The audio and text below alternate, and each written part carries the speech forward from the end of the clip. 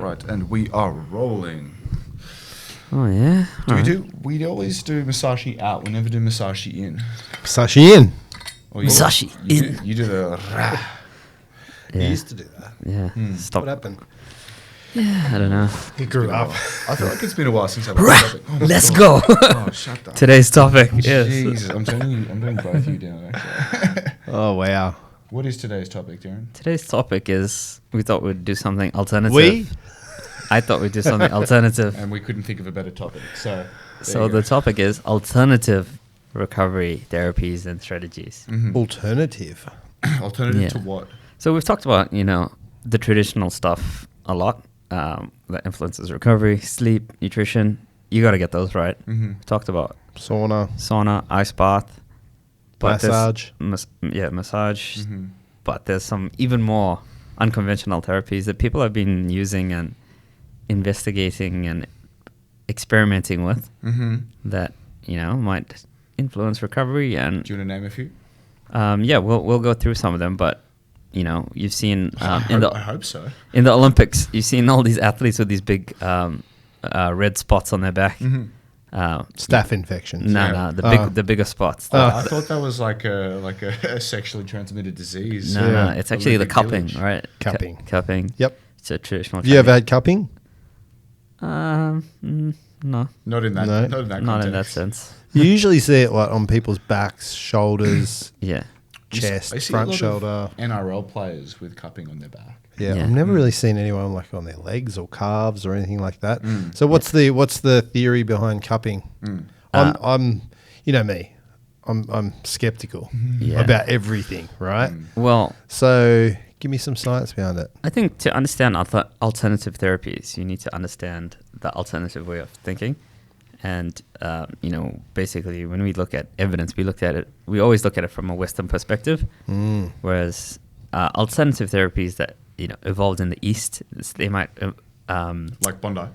No, even further east. The Far East. All right. So like cupping is actually traditional Chinese medicine, right? And it's traditional Chinese medicine has a different philosophy. It's about balancing your qi, which is like your life energy, right?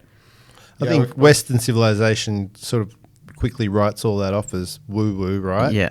But there's thousands of years worth of history in Eastern culture with using these therapies as well. Exactly. And then, I think there's quite a large proportion of our consumer base who would be avid Dragon Ball Z fans, and myself included. very involved in Qi and believe in that sort of energy. Yeah. And then, there's also Ayurveda, which is like traditional Indian recovery, which is actually not traditional Indian medicine, not recovery. Ivermectin? Like turmeric and turmeric and meditation and these kind of things, which are also becoming more popularized. Turmeric has a lot of strong claims and benefits in Western medicine as well, though. Yeah, so I think that's probably the way to validate traditional things is to, apply Western modern scientific principles to it and, see if they actually work and deliver results in that sense. Like cupping's been used for centuries, right?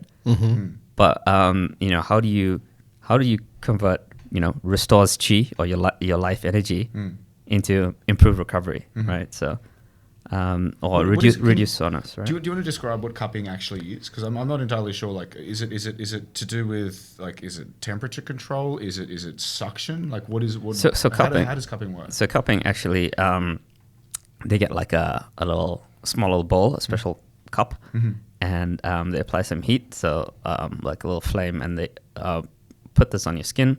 It creates a vacuum, right? So then your skin slowly sucks up into this cup, and your capillaries release like a little bit of blood, and then the idea is it removes the toxins from this blood, right?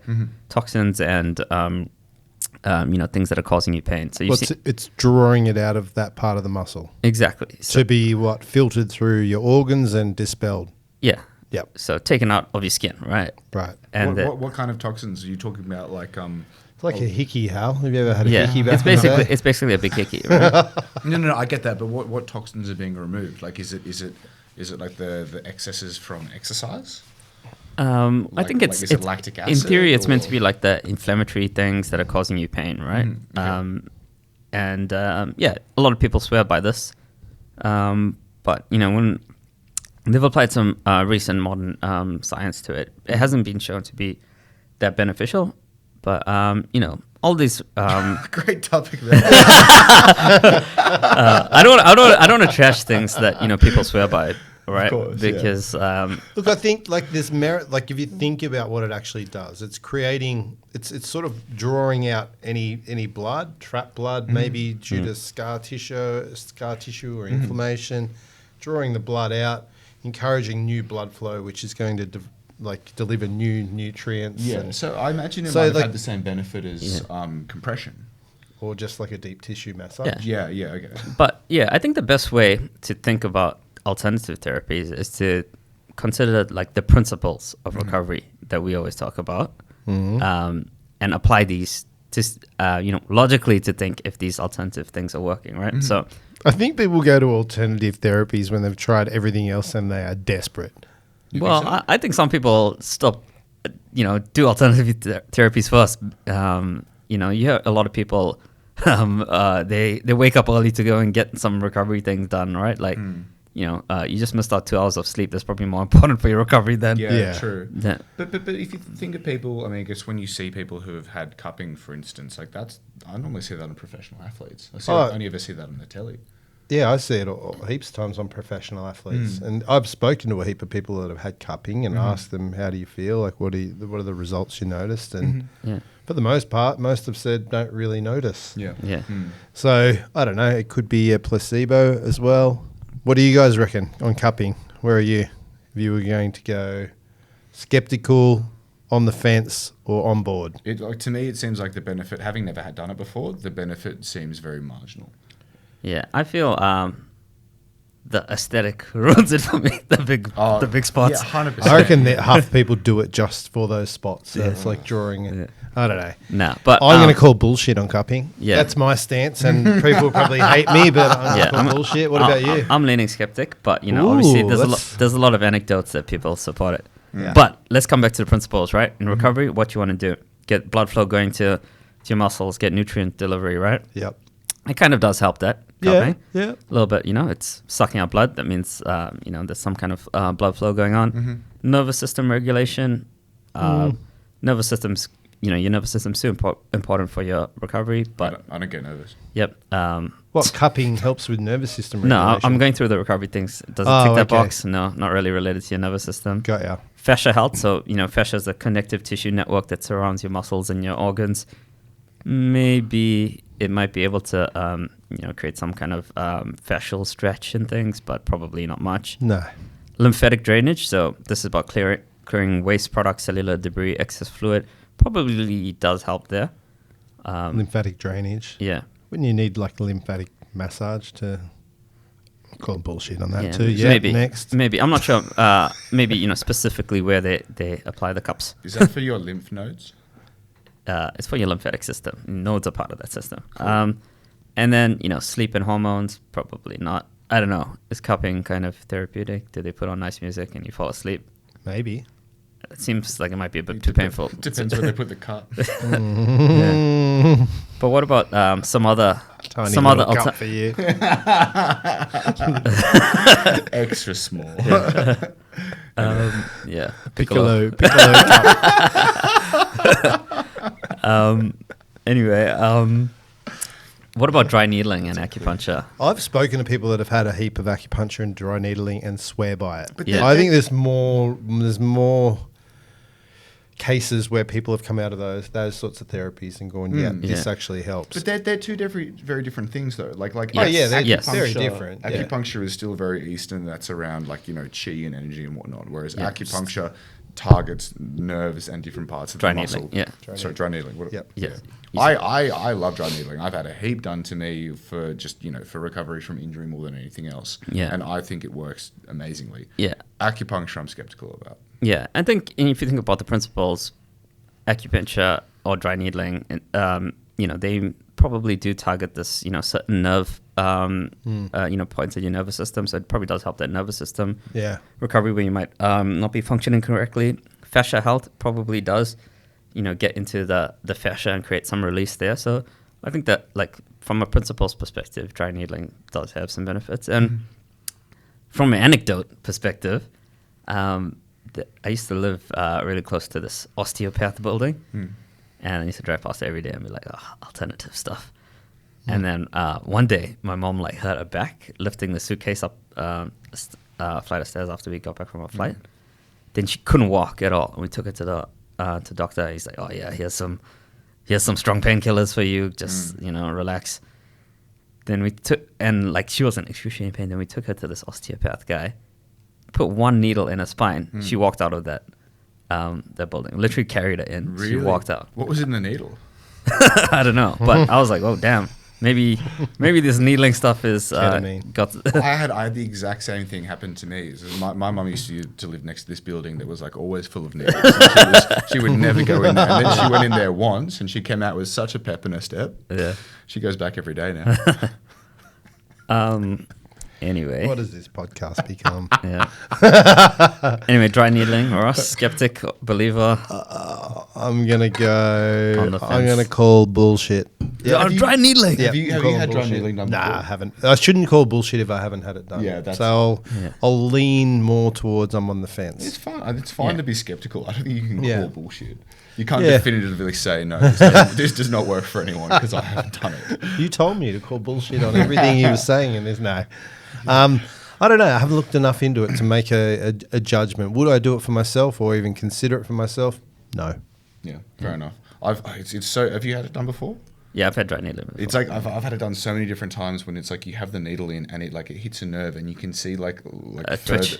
Yes, the twitch. Particularly on like my calves or my quads. It's fucking terrifying. It's like an alien. So what's it trying? It's trying to like stimulate or calm the nervous system or something by putting it in certain pressure points, or what's the go? Yeah, I think. My understanding is it actually stimulates the muscle to get for the same purpose of like its blood flow. It's targeted blood flow. But what, you're putting a tiny little needle, pinprick into your arm, and that's meant to stimulate blood flow? No, it's meant to be stimulating the nerves. Yes, right? it's a nervous system thing. Improve your contractivity and any blockages in your nervous system, as they say, blockages. Yeah, it's meant to help recreate that mind-muscle connection through nerve stimulation. Right, interesting. Sounds even more bullshit now that I explain it to you, doesn't it? Yeah. But I what think, else? with certain things, when you do feel an instant difference. That I felt an instant difference, but being able from limping into a physio to walking out. There's plenty of cases where people have said that. So and placebo effect is pretty strong too. Even if it's just a placebo, it fucking still works. I know, it still works. Yeah. But dry needling and acupuncture are one of those things that have also had a few clinical trials showing positive benefits on for recovery, mainly from injury recovery and things. What else you got? Have you guys heard of gua sha? Gua sha? I don't know if I'm pronouncing it right, but it's like this little metal thing, and they scrape you with I've seen that. Scraping. I've seen a whole heap of professional bodybuilders from the 90s and 2000s do it. Yeah. Sounds legit. Yeah. So I've had this done before, and it's painful. What? Extremely painful, but Really? it's like... A lot of physios so good. implement it now. Yeah. And massage therapists. Right. So it's like a little I don't know how to explain it, like a specialized tool. It's almost like a looks like a paddle pop stick but bigger and wider, and it's like metal. And Like they're a machete. scraping it along You're your describing muscle. a machete. Yeah. It's like breaking up all scar tissue within the muscle. Yeah. So it's not okay. It doesn't affect like the skin as much. It It actually does leave you with a bit of bruising and things because they're pressing so hard. Yeah. But coming back to the principles, it's probably one of the best things for fascial release, right? Yep. So fascia is this thing that surrounds your organs and your muscles, and often, that's where you find a bit of inhibition of your mobility and things. So, don't know if there's been clinical trials on it, but it definitely does help your mobility, and if you've got a bit of an impingement. Interesting. That I found. So where would you, if you talk about mobility, would you have it done like around your joints, like your knees? Typically, it's on your muscles, right? Yeah, okay. And also helps with blood flow, lymphatic drainage, right? Because you're causing this contraction and squeezing things out. Usually where people are experiencing super tightness, but the people I've spoken to that have had it done is mainly sort of on their calf muscles, upper back, and then the insertion from the pecs into the shoulder joint. Yeah. It gets really sort of tight in the front area there. So I've seen people sort of get it is like they're scraping. Yeah. But some people just call that scraping, right? Yeah. Right. And, I'll add that one to the list. I think on the list, I'm going to say... No, the other list. Oh, no, the good list. I'm adding that one to the good list. But one of the things I always do for recovery is, roll on a lacrosse ball or foam roller. Kind of the same principle, just more intense, right? So, yeah. I'd try it. Yeah.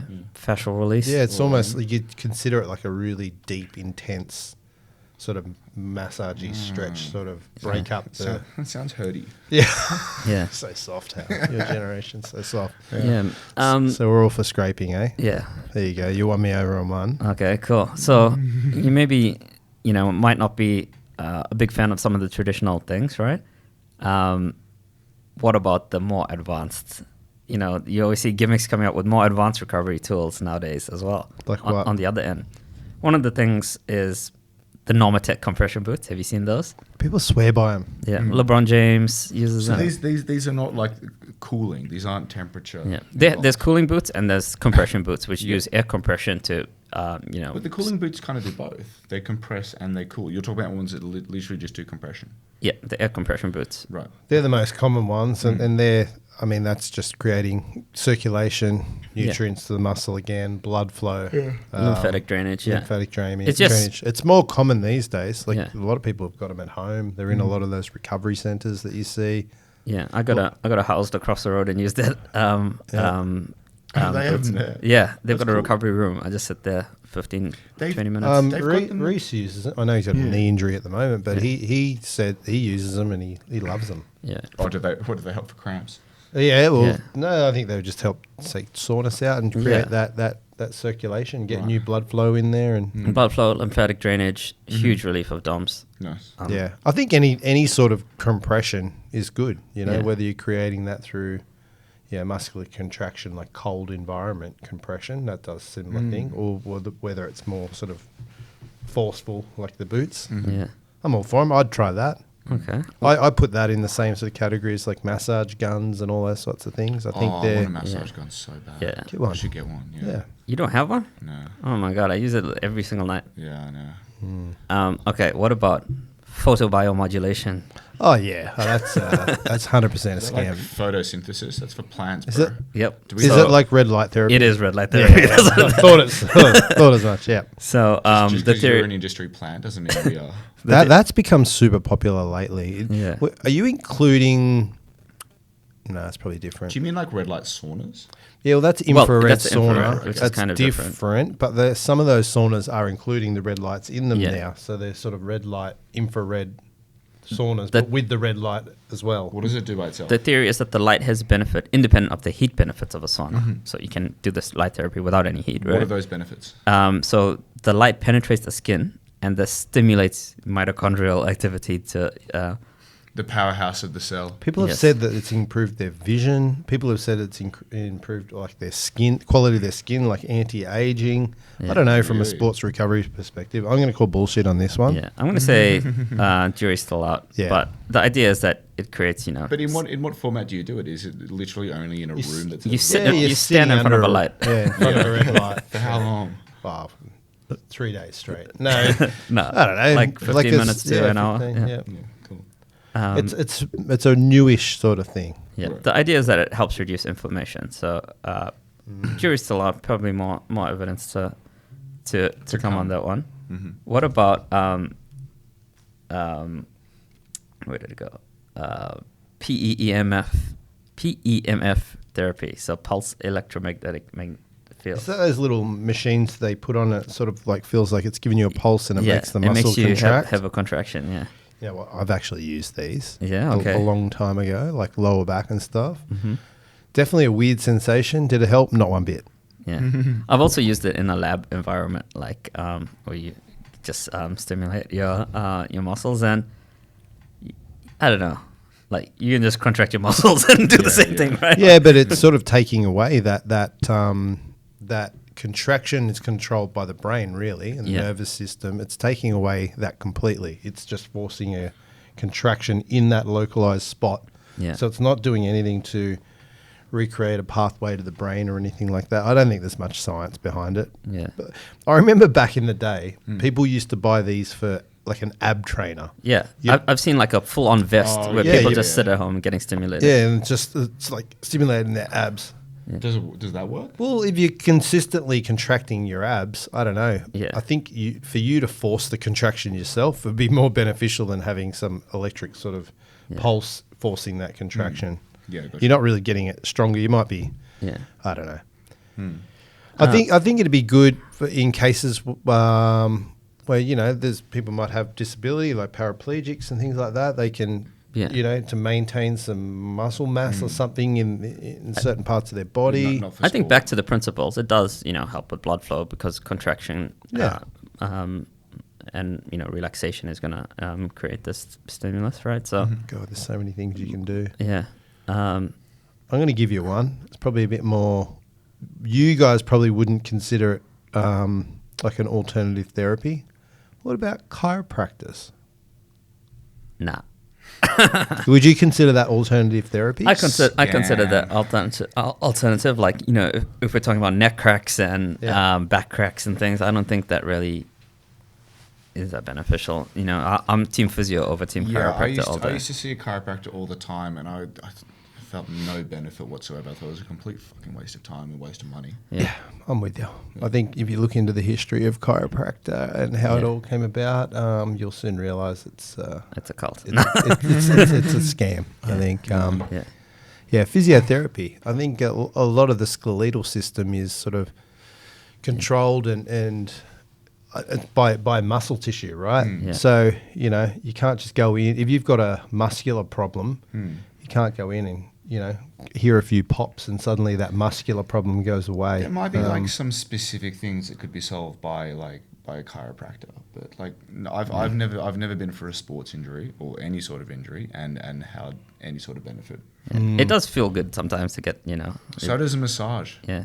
Like the same fucking thing. Massage. Yeah, there you go. A You little just- cracking, Yeah. it's good. yeah. There you go. Yeah. Like, Okay. I will probably get slammed for that. Yeah. The diehard people that go to chiros, I mean, Yeah, and there's a reason why you're continuing to go year after year after year after year because they're not fixing you. Yeah. You're not addressing the actual underlying problem, which a physio or a muscle exercise physiologist can help with and strengthen certain muscles around that area, and they all listen to this podcast. Oh, yeah. Okay, I've got an alternative therapy for you, but some people Last one. do it without even thinking about it. Breathing. Grounding / earthing. You know about this? Breathing's a good one too. Yeah. But grounding. Yeah, I've heard of it. So basically, the idea is you go barefoot, stand on some grass, and reconnect with nature.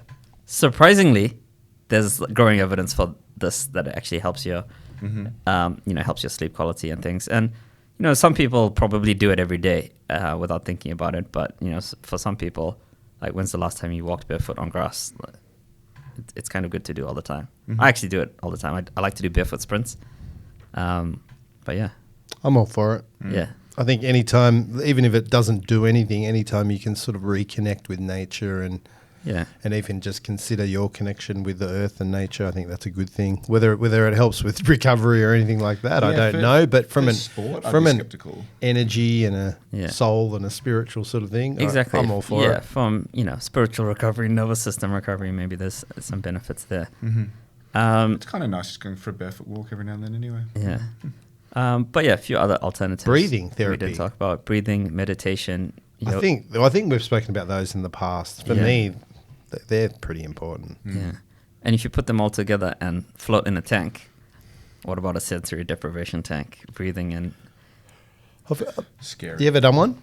I used to do it every 2 weeks. Yeah. How long did you stay in there for? About an hour, I think. Yeah. I couldn't lay there for that long. I don't know I progressed Whatever. up to it. Like first time my eyes were burning. Like, I didn't know what to do. Like, when the salt gets in your eyes. Then I used to love it. I used to go all the time. I've heard a few stories about what people do in those things, which has sort of put me off laying in that salty water. Yeah. I went with the missus before as well. It was fun. Yeah. Jesus Christ. It's hard to relax though. Let's wrap this shit up, shall I we? think it's the way to train yourself to relax. And like you said, you might start with 15-minute block and work your way up. But, geez, I'd be Yeah. I was going to say tossing and turning, but it's probably not the right use of words. I'd be a little edgy in there. Squirming. Yes. Yeah. You're stuck in your own I head. can't even sit Yeah, still yeah. on this podcast for Yeah. 20 minutes. I'm No, always neither. moving Yeah, around. yeah, yeah. Yeah, but yeah, you know, going back to the principles, breathing, meditation, sensory deprivation tank, these kind of help you to relax. Relaxation is going to help you sleep. And sleep is actually important for recovery, Sleep- as is nutrition. Sleep, so coming back to where it all matters, you know, there's so many alternative therapies. You can go traditional stuff, you can go with the modern gimmicks, the tools, and, you know, I'm sure AI is going to come up with some recovery stuff soon as well. And don't forget what's tried and tested. Yeah, but the principles and the, you know, the tried and tested things, getting your sleep right, eating correctly, these are going to be the foundations of recovery. Making sure That's kind of it, isn't it? It's nutrition and rest. and you know, not overtraining as well. So Yeah, it's workload balance. But yeah, I think don't listen to us. We're just if we're calling bullshit on something that works for you, keep doing it. If it Yeah. works for you, don't let us tell you otherwise. No. We're just sort of being controversial here. But If we say jump, you say how high. yeah, but also like try what I- works. I think Try it all. See what works for you. I think a good analogy is if you're skipping sleep to go, you know, put a electromagnetic stimulation vest on while you're, you know, sitting on the grass, like focus on, you know, the foundations first. Don't step on $100 note. Tick those boxes first. It's the same as nutrition. It's get your food right and then do supplements. Like, don't use supplements in replacement of food. Like, at the end of the day, everything here is just incremental. Yeah, exactly. Don't step on $100 note to pick up a $1 coin. Nice. Was that from the Book of Five Rings? That wasn't, but there's a good quote from the Book of Five Rings. Go on. Let's hear it. Do nothing which is of no use. Nice. Yeah, I like that. yeah. And with that, we will say Musashi out. Musashi out. Musashi out.